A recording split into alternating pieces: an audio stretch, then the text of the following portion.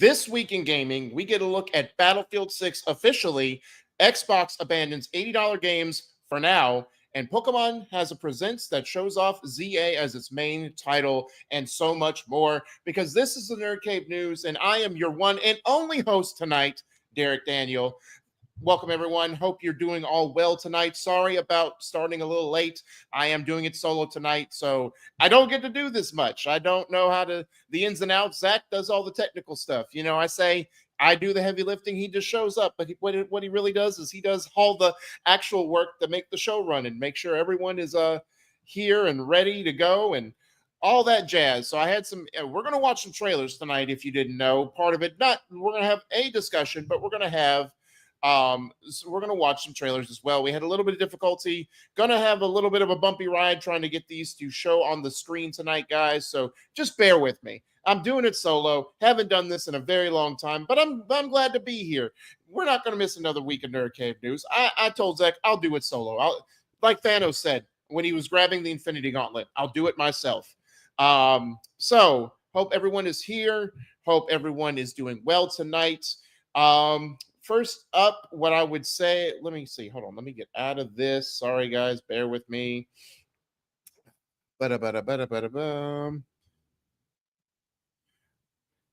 So first, we're going to just talk really quickly about what you've been playing. I'm going to make this short and sweet. I've had some issues playing stuff. I haven't really played anything since last week. I know I would have been playing Assassin's Creed Origins, but I had some last minute things to do with, work before I got work and everything, or got back to work on Sunday. And I've just been working straight through this. Tomorrow will be my first off day since I came back from vacation. It's been a hectic week, guys. So I just, I haven't had much time to game. I've just been watching anime, been watching some new stuff that's been airing on the summer anime season of on Crunchyroll, mainly Dan to Dan, which a new episode aired today. I haven't watched it yet. Probably going to do that after the show. What else? Dr. Stone premiered a new episode. Looking forward to just some new anime. Just watching some other stuff. I'm almost done watching our anime of the month, which you can check over on our Fable. Join our Fable Club. Be a part of the discussion. July is almost over. We've got about another week left. We are watching the Osa Newbie Adventurer. So be a part of that discussion. Come watch it. Come join. Have a good time. Watch some anime. It's good for the soul. It's like chicken noodle soup. Let me see here. I don't think I have any more housekeeping things. So let's jump into this discussion. I know you guys have been waiting. Patiently, for my incompetence. So let's just drive into the discussion and not drag on this too long. First up, Xbox U-turns on the Outer Worlds 2 $80 price point, reverting to $70 and reimbursing pre-order customers. So Xbox has walked back its short-lived discussion to charge $80 for the Outer Worlds 2. The sci-fi RPG will now launch at the familiar $70 price point, and Microsoft is sending $10 reimbursements or prompting full refunds and reorders in some stores to anyone who pre-ordered at the higher price point. The company says every first-party full-priced holiday release, including Outer Worlds 2 and the upcoming Black Ops 7, will likewise remain $70. So what changed? Xbox confirmed to IGN that it is focused on bringing players incredible worlds to explore and will keep our full-priced holiday releases, including the Outer Worlds 2 at $70. Players who locked in at $80 pre-orders are being credited the $10 difference, with some stores just canceling and reimbursing, and Obsidian joined the conversation with an in-universe Earth directorate post poking fun at unchecked corporatism while celebrating the lower price. So why the U-turn? Widespread backlash erupted after Xbox became the first major publisher outside Nintendo's $80 Mario Kart World to test an $80 baseline game. Industry analysts noted consumers were unwilling to pay a premium for a sequel of The Outer Worlds scale, leading Xbox to conclude that $70 remains the market ceiling for now. So the bigger picture is no $80 first-party games will occur this year for Microsoft, and it states that all of its remaining 2025 slate will top out at $70, effectively pausing the slow creep towards $80 standard. The reversal leaves Nintendo's Mario Kart World as the only $80 AAA release this year, and cast doubt on whether other publishers will adopt the higher tier anytime soon. Now, I have doubts about it. Obviously, the big air quotes is for now. Obviously, I think because of all the hoopla regarding Microsoft in terms of all the the layoffs, the closures, the game cancellations, then posting job listings for I forget what position, but having terrible AI artwork as its go-to is very much foot and mouth at this point. So I think they had to do something to appease fans, or like at least quell the upswell of negativity towards them. So I think this was a good. Let me backtrack. I don't know if this was a good move. It's good for the consumers. Now, does $10 make or break a difference? Sure. If you spend it like that, or if you're a high spender, it will make a difference in the long run.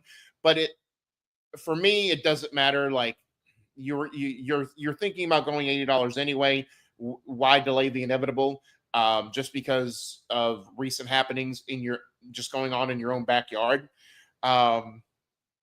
And again, it said the whole thing, like it said multiple times, it said for now. This is not grounds for celebration. In my opinion, my humble opinion, I don't think any like gamers should celebrate this. I don't think, they shouldn't go on social media and claim that, oh, we won, we got their back. Like, no, you're just delaying the inevitable. It's going to happen. Now, I'm not saying it wasn't worth it. I'm not saying the upswell of negativity towards a sudden price increase after it's already gone up in the industry was not warranted. But don't celebrate. Don't pat yourself on the back. It's going to happen. Microsoft is just trying to keep holiday sales, keep that holiday income rolling. I would not, think anything of this. I don't know. Tell me what you guys think. Let me know if you care about this, or is it pretty much like, do you guys agree with me that Xbox just is, delaying the inevitable and they don't care? They're not really doing this for the consumer. They're just doing this to get more money in their pockets for the holiday season. So, moving on. Next up, I think we're gonna try and watch. Let me see if we can get this to work. We were having some difficulties earlier, and by we I mean Zach and I were communicating through text because he is currently moving right now into a new place. So that's why he's not here this week. So he is getting some things, but he tried to help me over the phone get this going. So let us see if we can watch Battlefield 6. Let's take a look. Here we go. We will prevail.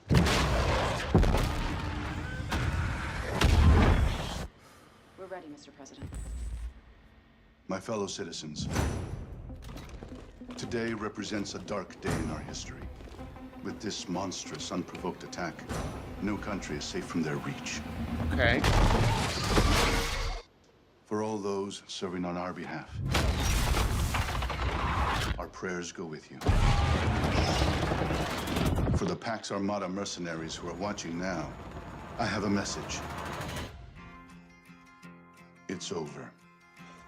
Let's get to work. Interesting.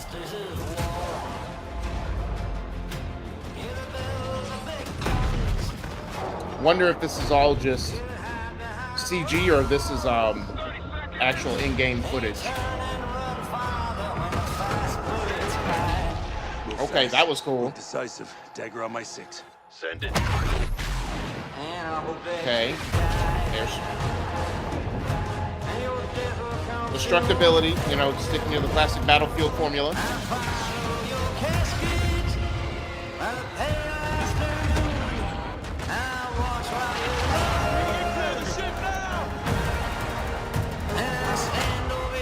Oh, okay.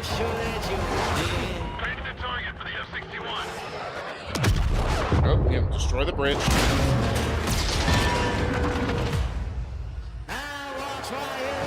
Okay, I'm sure that's the villain. Maybe that's the villain. Maybe.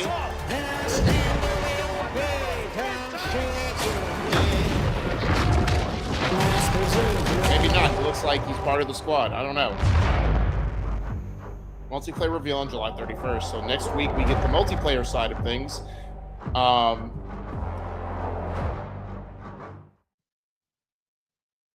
don't know. So we haven't had Battlefield in a very long time. I'm gonna let just play this, continue to play in the background, just without noise for the moment. I don't know. Not sure how I feel about this. I not the biggest Battlefield fan, not the biggest Call of Duty fan either. I played them back in the day with friends online just because they were one of my best friends. Matt loved Battlefield. He likes Call of Duty as well, but he was bigger on the Battlefield front. We haven't had anything in a very long time. Like let me just a second. Let me find out when the last Battlefield game came out. I believe it was Battlefield 5 or Battlefield 2042.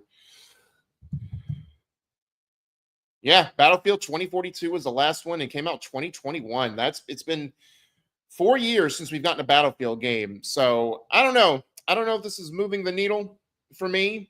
It looks cool. It looks like it's having some of the staple Battlefield franchise tropes, like very high destructibility, big set piece maps, big moments. Like it looks like it's modern war, the modern thing.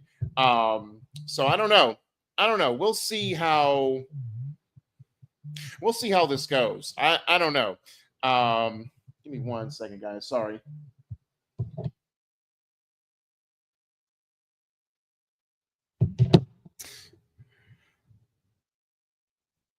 But sorry, had to respond. Someone's trying to call me. Had to tell them I'm doing something at the moment. Where was my train of thought? But yes, so I don't know. Battlefield it looks like the thing it needs to do. It's okay. We'll see. Yeah. Let's go on to the next one. Actually, let me see. Remove that. Bring it back to me. What's on next? Yeah. So we're going to tell you that this episode of the Nerd Cave News is brought to you by our wonderful patrons over at patreon.com. Go over there, subscribe to our Patreon, so that way we can keep the cameras rolling, keep the lights on, keep this beautiful production going that Zach and I have done for the last several years. But just go over there. It keeps this show going. It gives us Eat Sleep Anime, which we do quarterly. We just did our recent episode a month ago. Check that out. We've had some reactions, like we just did reaction to episode 1 of Kaiju number 8, season 2.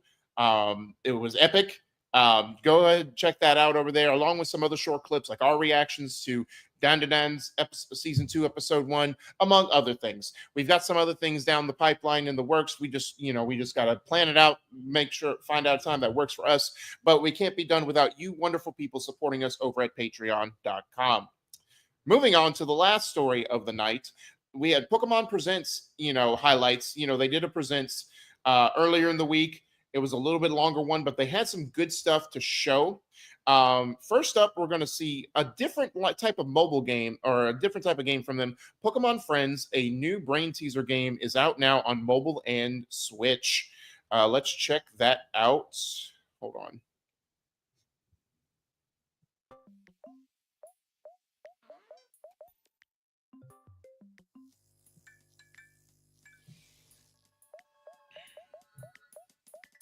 Okay, so it's pretty much get from point A to point B.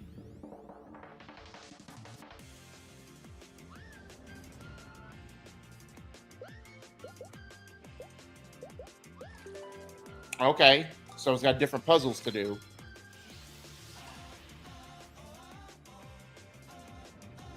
Okay. Oh, okay.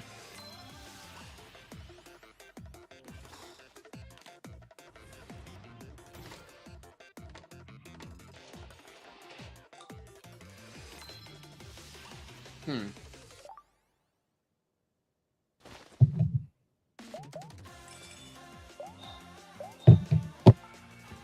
Solve puzzles and get your daily aha moment. Use the plush you get from solving puzzles to decorate your in-game plush rooms.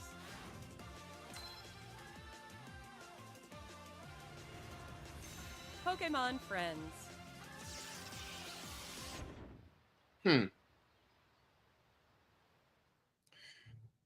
Huh. Interesting. I mean, didn't really elaborate, but I guess it didn't really need to. It just seems like a very simplistic game. I guess, it's one of those like, cutesy little puzzle games that are aimed at children or young people. As you can see, like, oh, just connect the light bulbs to Matt. I guess you have to run it through all the light bulbs to the end of the route. And then, others are connect a path from point A to point B. As we see, like, oh, pick the balloon that won't get popped. Like very simplistic mini games. But I mean, it's hitting the target audience that it needs to hit.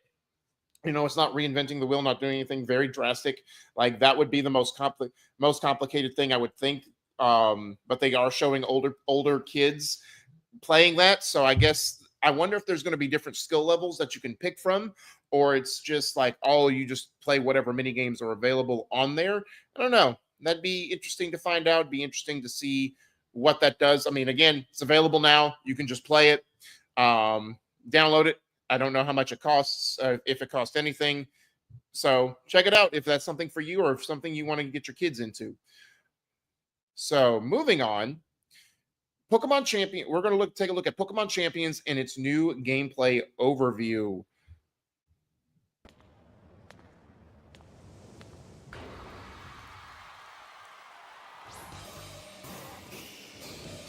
Okay.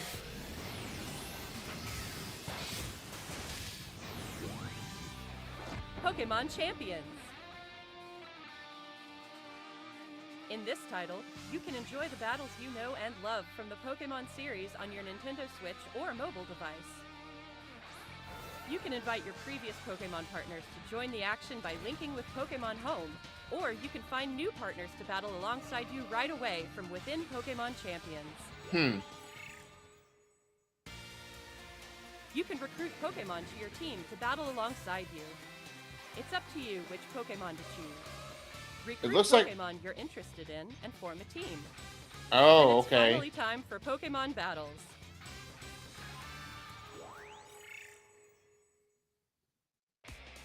You can enjoy ranked battles that let you face off against trainers from around the world, as well as private battles where you can take on family and friends with greater immersion than ever before.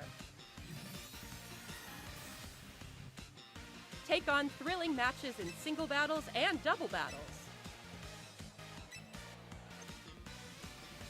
Finally, we'd like to introduce you to a new way to raise Pokemon that lets you enjoy battles even more. Pokemon Champions offers ways to make raising your Pokemon more flexible and convenient than ever. Teach your Pokemon moves that interest you, then train your Pokemon to make the most of them.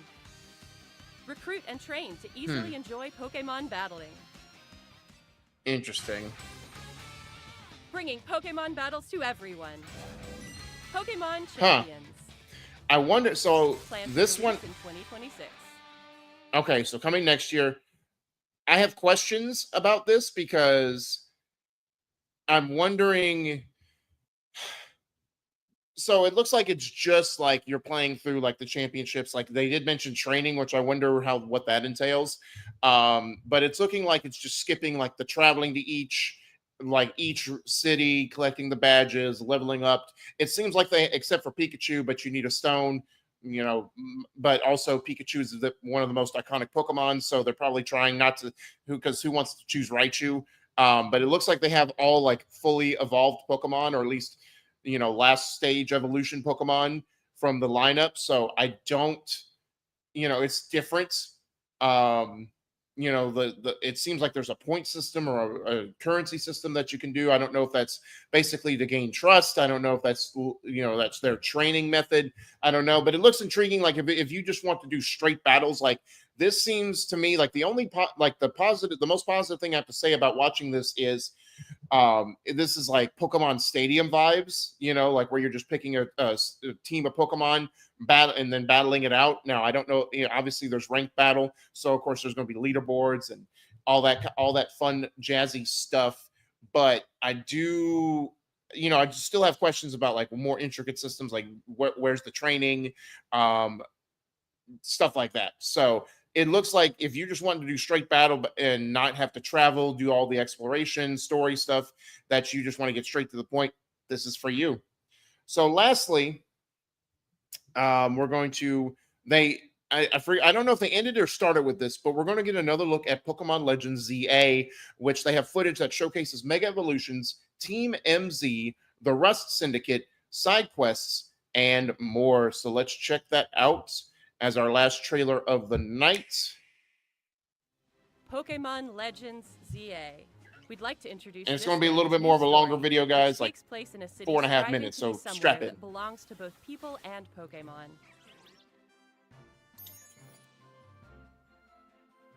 After you arrive in Lumiose City, either Urbane or Tawny will invite you to join Team MZ. Okay. Team MZ's objective is to protect the city of Lumiose. Okay. Let's get to know Team MZ a little better. There's Naveen, a fashion designer in the making. And there's Lita, who aspires to become a professional dancer. Okay. As part of Team MZ, you'll spend your days in Lumiose City with this crew. So it looks like you're joining a city full of pop stars. Or wannabe pop stars. Lumiose City looks different by day and by night. Remember that from the last During trailer? the day, you can explore the city and find lots of Pokemon to add to your party. Mm-hmm.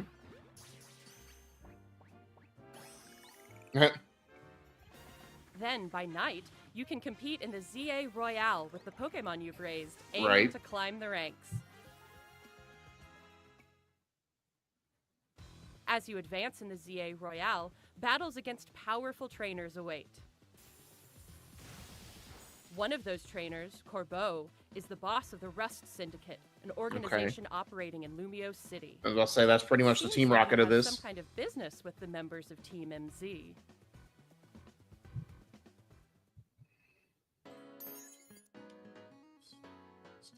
Lumiose City offers plenty of ways to have fun aside from Pokemon battling, too. Trainers can change their hairstyle, looks, and outfit to appear however they would like as they stroll around the city.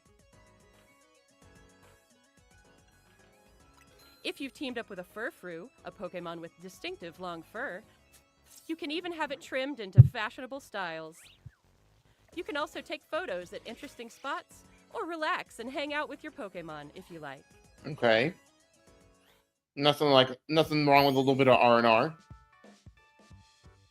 All kinds of encounters await you in Lumiose City. Emma, the best detective in Lumiose, will ask you to help with her detective work. You can find people around the city who need a hand and solve their problems. Just a bunch of garbage Pokemon.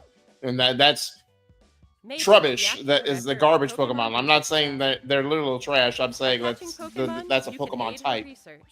In return, you can receive useful items for your adventures in this game.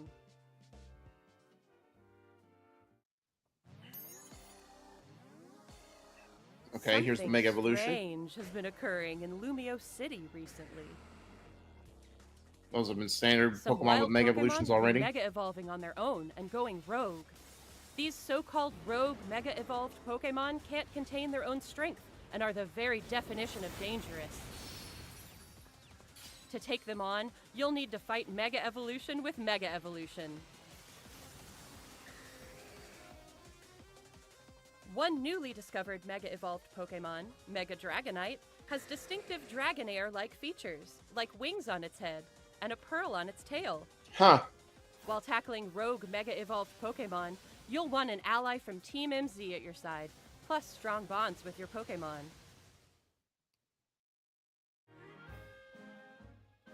This city holds many stories. Different wishes intertwine, seeking for people and Pokemon to coexist. Pokemon Legends ZA, coming Thursday, October 16, 2025. Okay. Which we already do that. We got that reminder. Or they announced that a while back. And more information. Oh, getting a Ralts holding a Gardevoir. Okay, so you can get it with its Mega Evolution Stone already. Oh, gift of 100 Pokeballs. Claim until February 28th of next year. Serial call to be sent through on Tuesday, March 10th. So interesting, nice little gifts, I would say, for people who want to check it out. So a little bit more. This seems like, I want to say, Pokemon Legends Arceus, when it came out, it had 3 different branching storylines, like to look at, like the mystery of whatever evolution mechanic it was, just the world itself, and then of course the enemy storyline. This seems like it's going down the same kind of path. Like you have, of course, the Mega Evolution mystery, like the new Dragonite, which I don't know how to feel about the Mega Dragonite. Like, I think it was needed. I don't know why they haven't done one already, but that's neither here nor there. I don't know about the giant eyebrow wings on the top of its head, but I mean, cool. I'm just glad it's got a Mega Evolution at this point. But you know, with the Rust Syndicate, Team MZ, and then of course the nightlife of Lumio City, where all the battle royales happening essentially. Seem like it's all going to be interesting. I wonder how it's going to cohese together. If it does, Zach can speak more on like his Legends art, because he played Legends Arceus, about if any of those 3 branching storylines, you know, coincided together, or they were just its own separate story that you'd have to play and explore. But no, like, of course, just more information on ZA, of course, coming about, really, holy cow, it's like 2.5 months from now, essentially. I can't believe October's around the corner. Like, July is almost done. August is here. And before you know that, we'll be in the fall season, guys. I am interested about the Rust Syndicate. Like, obviously, Team Rocket, the OG, like the first one to ever do it, will always be the best, in my opinion. I know some people will have different opinions on that. Like, a close second would be the Team Magma and Aqua storylines from Pokemon Sapphire and Ruby, in my opinion, since those were like some of the last games I played. But I did like how each one had a different outcome depending on which version of Ruby or Sapphire you got. What else? So I want to see what Rust's motives are, what their plot, their world domination goal is, if they have it, or maybe they're just wanting to take over the city, rule the city. That's okay too. You know, you don't need to always be a world domination type of organization. So I'm intrigued to see how this will play out. I don't remember if Zach said he's going to look into getting this or not. He will answer that the next time you see him, or so someone, if you're watching, if you remember this, pose the question to Zach or remind me. Doesn't matter. Maybe I'll remember by next week. We'll see. But that does it for the discussions tonight, guys. But we are not done yet, because it is time for the Patreon Quick Hits, which are brought to you by our wonderful patrons. As I said earlier, go support the Nerd Cave by getting your very own Nerd Cave membership to help us continue to make awesome shows like this, and become part of the crew at patreon.com/nerdcave. And let's get into the Patreon Quick Hits. First up, an IP we haven't heard of for a very long time. Lollipop Chainsaw IP is set to expand as Daragami Games inks deal with Nada Holdings. Following that, a sequel has been officially greenlit along with an anime show. Assassin's Creed live action series has been greenlit at Netflix. It will focus on secret war between 2 shadowy factions. Give me 1 second here, guys. It'll be okay. We'll make it work. Something happened on my end with the title pages, but that's okay. Sucker Punch, continuing on, Sucker Punch's Nate Fox would love to work on more Infamous, but it's not possible right now. Following that, Sucker Punch confirms it has replaced the stand system with weapons for Ghost of Yotei combat. And I remember when we watched when we talked about the state of play and like its new information, Zach had posed a question for me, and I pretty much figured, that was the case just from watching the video, or just watching the deep dive and whatnot. And literally the next day, I was scrolling through, posting the news, and this came up. I immediately sent to Zach. I'm like, well, I'm glad I was right. Following that, Ghost of Yote gets a popcorn bucket inspired by traditional Japanese rice bucket. Following that, Ghost of Yote is a similar experience to Ghost of Tsushima in regards to time commitment. Call of Duty Black Ops 7 is reportedly due out on November 14th. That has not been officially confirmed yet. This is pretty much speculation, but it will probably end up being true. Tomb Raider composer has been jailed for fraudulently obtaining UK government COVID-19 loans. Nintendo confirms return of mysterious Switch Online playtest program, now compatible with the Switch 2. Super Smash Bros. Competitor lands 10-day winning streak on Jeopardy, earning over $200,000 so far. Razer rolls out official Pokemon PC gaming accessories. Despite laying off 270 staff, Virtuous remains fully committed to support the Elder Scrolls IV Oblivion Remastered, Cyberpunk 2077, and Metal Gear Solid Delta Snake Eater. Now, this is, of course, they're obviously these are made by different people, but this is just a straight support studio helping to make these games. Genshin Impact update: Sun Spray Summer Resort is set for July 30th. Sony engineers reportedly helping Rockstar achieve 60 frames per second for GTA 6 on the PS5 Pro. Rumor: Evolve 2 was in pre-production for a few months before being canceled. Yves Guillemot blames lackluster Star Wars Outlaw sales on waning interest in Star Wars brand, which, to his credit, not saying he doesn't have a point. However, it's also because maybe also the lackluster sales were because the game itself was lackluster. Just a thought, but you do you, Yves. Void Interactive says Ready or Not sales have topped 1 million on console in under 4 days. New first-person Ghost Recon game is in development, and Ubisoft reportedly confirmed it in a shareholder meeting. Ubisoft claims that microtransactions make games more fun for players. Fun how? Fun for who? Fun for you because it fattens your pockets.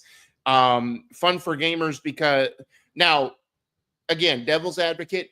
If it's fun for gamers because they are on a time crunch and they really can't devote, tens of hundreds of hours into a game to get the stuff that they want, and they want to speed run it because they want to get through the game and move on to the next one because, again, time constraints. Okay, cool, you got me, maybe. But again, fun for who? You're probably only saying that because it's more revenue in your pockets. Anyway, getting on my soapbox. Still Wakes the Deep studio, The Chinese Room, announces a management buyout, gaining independence from Sumo Digital. Microsoft abruptly pulls plug on its movies and TV store for Xbox and Windows. Final Fantasy XIV is ending Windows 10 support, though you'll likely still be able to play. Valve pulls adults-only games from Steam as it tightens rules to appease payment partners. Nintendo may have handled Switch 2 pre-orders differently in Japan and the US due to varying perceptions of fairness, Japanese study suggests. Valve boss Gabe Newell says he's been retired in a sense for a long time, but in reality works 7 days a week from his bedroom on his boat because he's having so much fun. And if that's not a flex, I don't know what is. Like, at first it comes across as like corporate snobby boss. It's like, oh, I'm on my yacht in my bed. But also it's like he's still working 7 days a week because he likes to do it, making games. Cool. Do you, Gabe? Sony's proposed settlement over lawsuit for digital game sales has been rejected by judge. Avatar Frontiers of Pandora third-person view and New Game Plus coming on December 5th. Cool, I guess. I don't know what's more lackluster, the fact that they're still trying to make this game relevant. I'm not saying the game's bad. I haven't played it, but I know it just came out to a dull roar, essentially. But the other thing, but the other end of the spectrum is you're getting at the end of the year when you're going to be getting new stuff for Christmas, new games to be playing.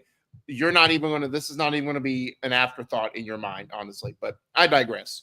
Battlefield 6 open beta release date reportedly set for early August. Multiple projects in the works at Machine Games. Greedfall 2 studio Spiders Games hit by layoffs. Hellraiser is getting a video game titled Hellraiser Revival. Critical Role finally confirms a video game is on the way and it will take place in Exandria. Directive 8020 delayed to first half of 2026, confirmed Supermassive Games. Following that, Terminator 2D No Fate delayed to October 31st. So nice little Halloween game for you. Forza Horizon 5 reportedly hits 3 million copies sold on the PS5, beating Monster Hunter Wilds. Assassin's Creed Shadows Claws of Awaji DLC is set to launch in Q2 of fiscal year 2025. 1047 confirms Splitgate 2 will unlaunch to undergo major overhaul as 45 staff are laid off. Dying Like the Beast playtesters were asked by Techland